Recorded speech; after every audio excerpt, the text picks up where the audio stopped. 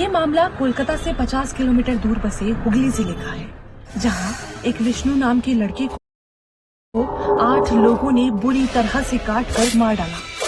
फिर पूरी प्लानिंग से उसके शरीर के हिस्से अलग अलग तालाब में फेंक कर फरार हो गए। जब विष्णु के पिता उसे ढूंढते हुए उसकी गर्लफ्रेंड प्रियंका के घर गए तो उसकी मां ने मिलने नहीं दिया।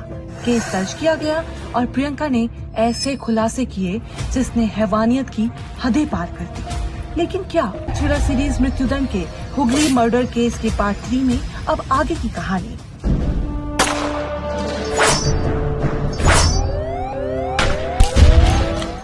सब इंस्पेक्टर तमल मोहंती ने जांच शुरू की।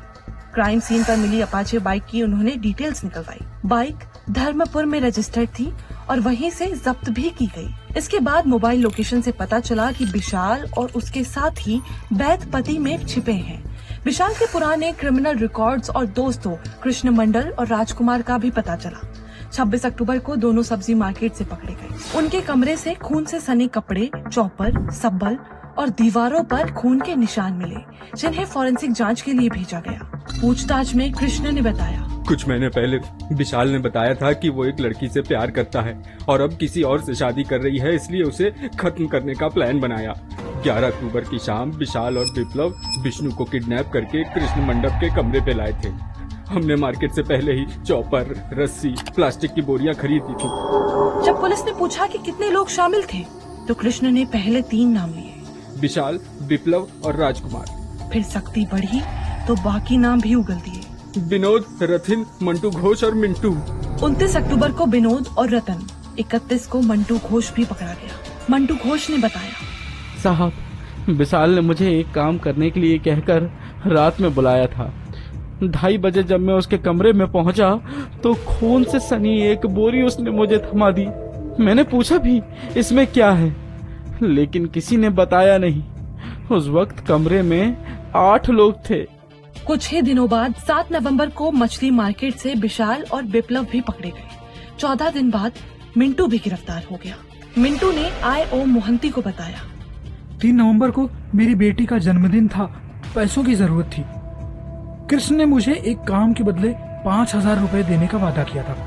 फिर 11 अक्टूबर की रात विशाल, विप्लव विष्णु को लेकर आ गए। सिर काटकर विशाल ने थप्पड़ भी मारा और कहा, इस सिर के बदले 25 लाख लूंगा। पुलिस ने तालाब और नाले से सिर, हाथ, पैर और धड़ बरामद किए। डीएनए रिपोर्ट में लाश के सभी टुकड़े एक दूसरे से मैच कर गए। लाश का डीएनए विष्णु के पिता गोपाल के डीएनए से भी मैच कर गया।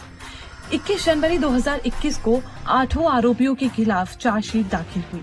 मिंटू को सरकारी गवाह बनाया गया। विष्णु के परिवार की ओर से सरकारी वकील विवश चटर्जी ने केस लड़ना शुरू किया। विष्णु के पिता गोपाल ने कोर्ट में बयान दिया कि विष्णु को ढूंढने जब वो प्रियंका के घर गए तो प्रियंका की मां ने मिलने से मना कर दिया। बाद में प्रियंका को कोर्ट में पेश किया गया। विशाल को देखकर वो कांप गई और बताया, विशाल ने मेरे साथ जबरन संबंध बनाए और उसकी बहन पाखी ने वीडियो बनाया। बाद में दोनों धमकाने लगे कि अगर मुंह खोला तो चेहरे पर तेजाब डालेंगे और टुकड़ों में काट देंगे।